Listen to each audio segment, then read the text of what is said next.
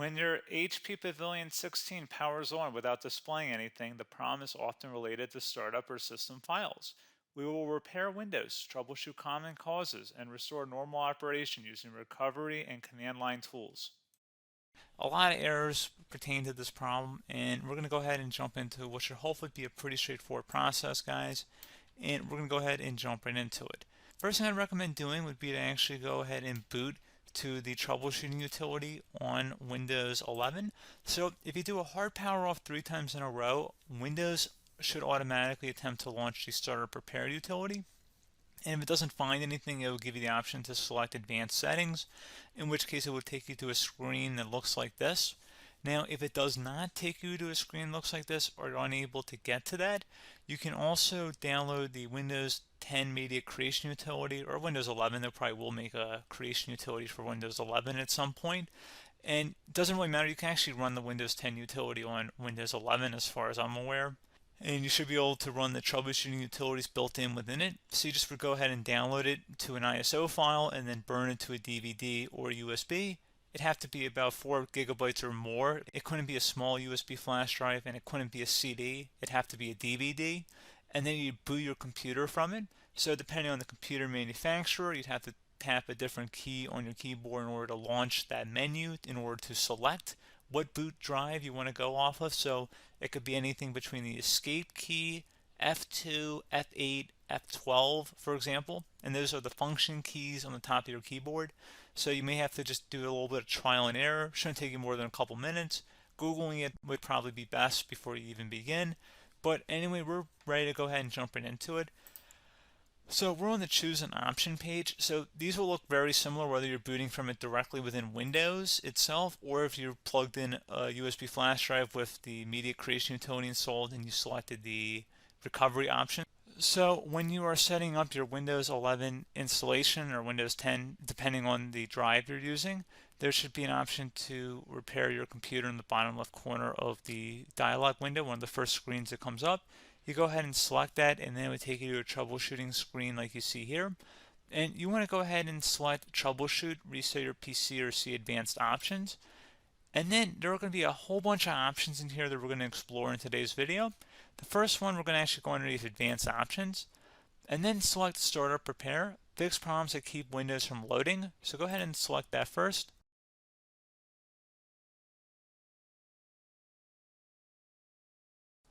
Okay, so you can see it could now repair our PC. That was our first option we could try. Something else, if we go back into advanced options here and then select troubleshoot, we're going to go underneath advanced options again. You can go ahead and actually access safe mode by selecting startup settings. And then if you select the restart button, you have the option on the screen select safe mode with networking, which will give you a key on the screen. It'll tell you which key to press to enter that. I believe it's the F7 key. It'll do that for you. I'm not going to go over that in today's tutorial because I don't really want to go into safe mode, but you're more than welcome to attempt that by going into here and then selecting restart. Again, it'll launch another screen. It'll say what key do you want to press, and it'll give you like 7 or 8 different options, and you want to select safe mode with networking. There's also an option for a command prompt too, but that's going to be something we're going to cover later in this video, and we don't even have to go through that in order to access it. So that's why I'm not going to really push for that, because unless you know exactly what's causing the problem, you probably don't need to go into safe mode.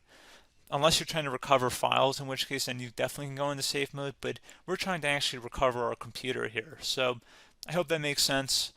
Something else we can also try here as well would be to uninstall updates, remove recently installed quality or feature updates from Windows. So if you go ahead and select that, you can uninstall the latest quality updates, which generally is the more day-to-day updates. Feature updates are the less regularly released ones, like the big ones.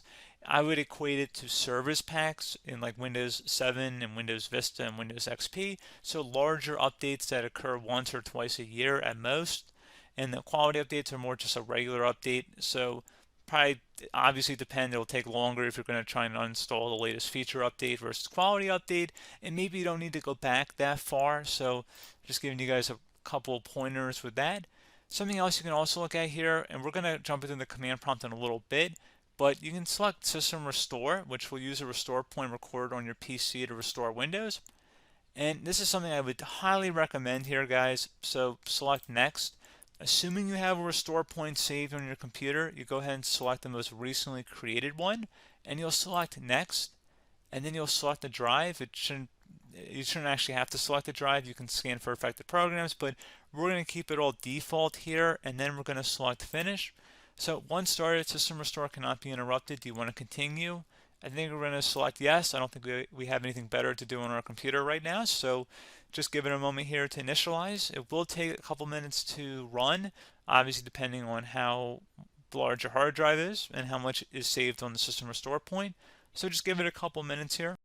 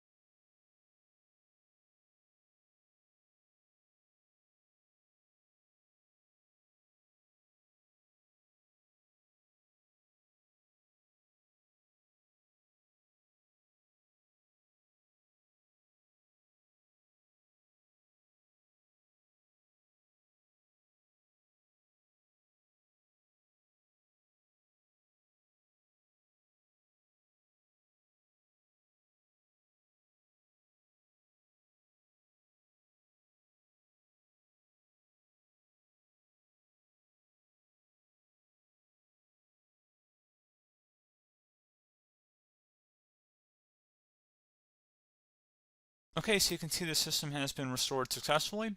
We're going to go over a couple different methods in addition to that if that did not work. So I'm just going to pause the video and we're going to start back on the recovery screen that we started with. Okay, so a couple other things we can try here too. If you go back into troubleshoot, you can select reset your PC while you choose to keep or remove your personal files and then reinstalls Windows. You can select to keep my files, which will remove apps and settings but keeps your personal files. You can also select remove everything, which will remove all of your personal files, apps, and settings.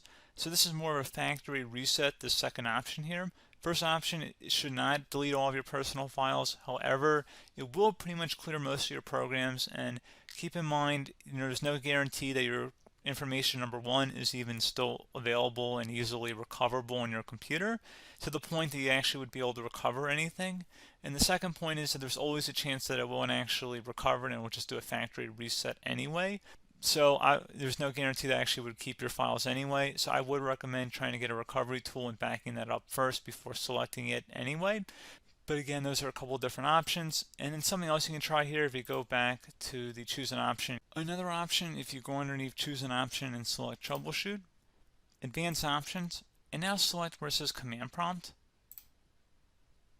Okay, so the first thing we should do is type our main hard drive here. In most cases, it should be the C drive. So you just do a C colon and then hit enter on your keyboard. So once you're underneath the C drive, we're going to type in dir and then hit enter on your keyboard. It should have program files, users, and Windows all in there. That's how you know you're in the right directory.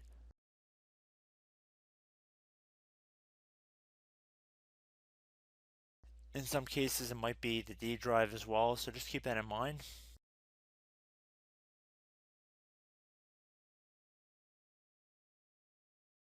Next thing we're going to do is type in cd space / Windows / system 32 / config,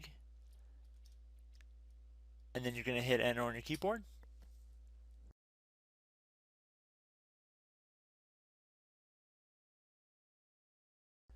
So now you're going to type md space backup. if you've seen other tutorials, it might also say to put down MD backup. That's because the backup name is pretty common when you want to back something up. So you can name this whatever you want, doesn't have to be backup. So if you've already made a backup folder in the past, you could do backup 1, for example. So once you're done setting the name you want the backup to be called, hit enter on your keyboard again.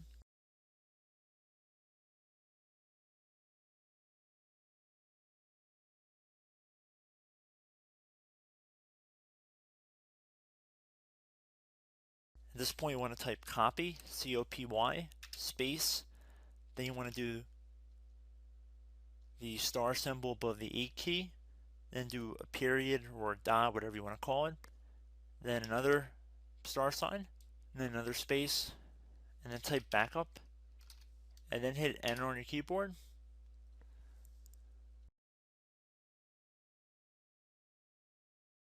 Now you want to type CD reg back, R-E-G-B-A-C-K,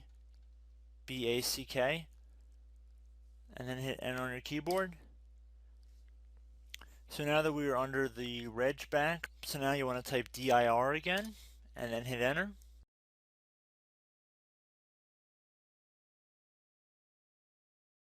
So now at this point we're going to type copy again. So copy, space, star sign, dot, another star sign, space, and then 2 dots. So we're going to type copy, space, star sign, dot, sign, star sign, dot, dot, and then hit enter on your keyboard again. So for overwrite, you want to overwrite all. So type A on your keyboard, so capital A, and then hit enter on your keyboard.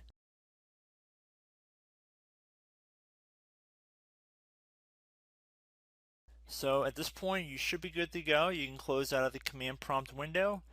And if you accidentally continue to Windows 10, you should be all set. So I hope one of these 3 or 4 different methods we went through in this tutorial helped you guys out. Again, I'm not sure if you guys heard me earlier, but try to go back into your safe mode if possible and uninstall any programs you know might be conflicting with the Windows startup if you can get into safe mode. So just keep that in mind. Something very simple like that could be blocking up everything.